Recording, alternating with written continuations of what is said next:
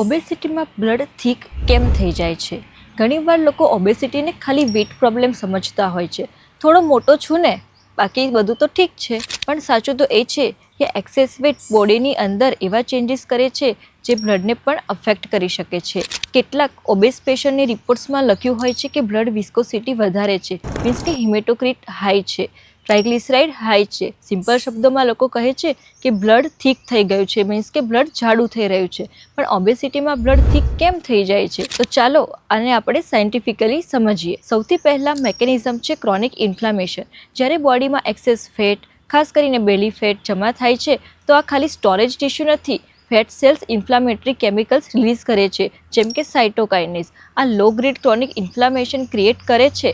ઇન્ફ્લામેશનના રિસ્પોન્સમાં body clotting factor વધારે produce કરી શકે છે, જેથી બ્લડ થોડું હાઇપરકોગ્યુબ્યુલર સ્ટેટમાં જઈ શકે છે, એટલે ક્લોટ બનવાની ટેન્ડન્સી વધી જાય છે. બીજું ફેક્ટર છે હાઈ ટ્રાઇગ્લિસરાઇડ અને લિપિડ્સ. ઓબેસિટીમાં ઘણીવાર ટ્રાઇગ્લિસરાઇડ્સ લેવલ હાઈ હોય છે. જ્યારે બ્લડમાં ફેટ્સ વધારે હોય છે તો પ્લાઝમાની કોમ્પોઝિશન ચેન્જ થતી જાય છે. એનાથી બ્લડની વિસ્કોસિટી એટલે કે થિકનેસ વધે છે. આ સર્ક્યુલેશનને સ્લો કરે છે અને હાર્ટને વધારે મહેનત કરવી પડે છે. ત્રીજું ઇમ્પોર્ટન્ટ મેકેનિઝમ છે ઇન્સ્યુલિન રેઝિસ્ટન્સ. ઓબેસિટી સાથે ઇન્સ્યુલિન રેઝિસ્ટન્સ કોમન હોય છે. ઇન્સ્યુલિન રેઝિસ્ટન્સ લીવરને ક્લોટિંગ ફેક્ટર વધારે પ્રોડ્યુસ કરવા સ્ટિમ્યુલેટ કરી શકે છે. સાથે ફાઇબ્રિનોલાઇસિસ એટલે કે ક્લોટ તોડવાની નેચરલ કેપેસિટી ઓછી થઈ જાય છે, એટલે ક્લોટ બનવાનો રિસ્ક વધે છે અને તૂટવાની કેપેસિટી ઘટી જાય છે. ચોથું ફેક્ટર છે ડિહાઇડ્રેશન ટેન્ડન્સી. ઓબેસ ઇન્ડિવિજ્યુઅલ્સમાં કેટલીકવાર ફ્લુઇડ ઇન્ટેક એડેક્વેટ નથી હોતું કે હાઈ શુગર ઇન્ટેકના કારણે ઓસ્મોટિક શિફ્ટ થઈ જાય છે. જ્યારે પ્લાઝમા વોલ્યુમ રિલેટિવલી ઓછું હોય અને રેડ બ્લડ સેલ કન્સન્ટ્રેશન વધારે હોય છે તો હિમોટોક્રિટ વધી જાય છે અને એનાથી પણ બ્લડ થીક થઈ જાય છે. એક બીજી વાત, સ્લીપ એપનિયા, જે ઓબેસિટી સાથે કોમન છે. સ્લીપ એપનિયામાં રાત્રે ઓક્સિજન લેવલ વારંવાર ડ્રોપ થઈ જાય છે. બોડી કમ્પન્સેટ કરવા માટે રેડ બ્લડ સેલ પ્રોડક્શન વધારી શકે છે. જ્યારે આરબીસી કાઉન્ટ વધે છે તો બ્લડ વિસ્કોસિટી ઇન્ક્રીઝ થઈ જાય છે. હવે પ્રોબ્લેમ શું થઈ શકે છે? જ્યારે બ્લડ થીક કે હાઇપરકોગ્યુલેબલ સ્ટેટમાં હોય તો ક્લોટ ફોર્મેશનનો રિસ્ક વધે છે. આ હાર્ટ એટેક, સ્ટ્રોક અને ડીપ વેન થ્રોમ્બોસિસ જેવી કન્ડિશનનો રિસ્ક વધારી શકે છે.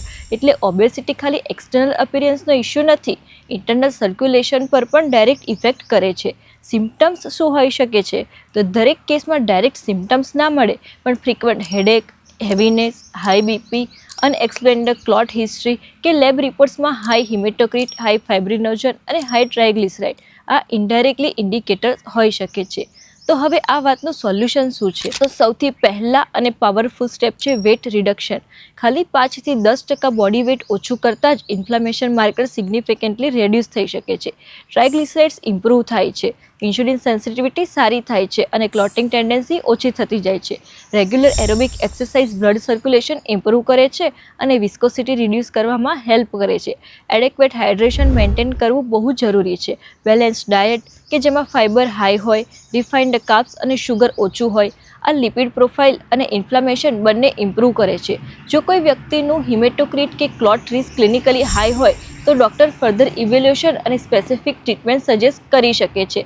સેલ્ફ ડાયગ્નોસિસ અવોઇડ કરો. યાદ રાખો, ઓબેસિટી એક સિસ્ટમિક કન્ડિશન છે. આ ખાલી ફેટ સ્ટોરેજ નથી, આ ઇન્ફ્લામેશન, હોર્મોન ઇમ્બેલેન્સ અને બ્લડની પ્રોપર્ટીઝ સુધી બદલી શકે છે.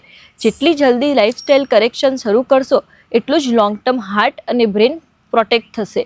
જો તમે બીપી, હાર્ટ ડિઝીઝ અને ડાયાબિટીસથી સફર કરી રહ્યા છો અને સિમ્ટમ્સ કંટ્રોલમાં નથી આવતા તો તમારા નિયરેસ્ટ માધબા ક્લિનિક્સ કે હોસ્પિટલ પર વિઝિટ કરો. અહીંયા અમે રૂટ કોઝ બેઝડ ટ્રીટમેન્ટ અને પર્સનલાઇઝ્ડ લાઇફસ્ટાઇલ ગાઈડન્સથી તમારું હાર્ટ અને ઓવરઓલ હેલ્થ નેચરલી સ્ટ્રોંગ બનાવવા પર ફોકસ કરીએ છીએ. જો તમને આ ઇન્ફોર્મેશન યુઝફુલ લાગી હોય તો વિડીયો લાઇક કરજો, તમારા ફેમિલી અને ફ્રેન્ડ્સ સાથે શેર કરો અને બીપી, હાર્ટ અને સિયાટિકા રિલેટેડ કંઈ ડાઉટ હોય તો કોમેન્ટ સેક્શનમાં જણાવો. અને આવી જ વેલ્યુએબલ હેલ્થ ઇન્ફોર્મેશન માટે ચેનલને સબસ્ક્રાઇબ કરો. ધન્યવાદ.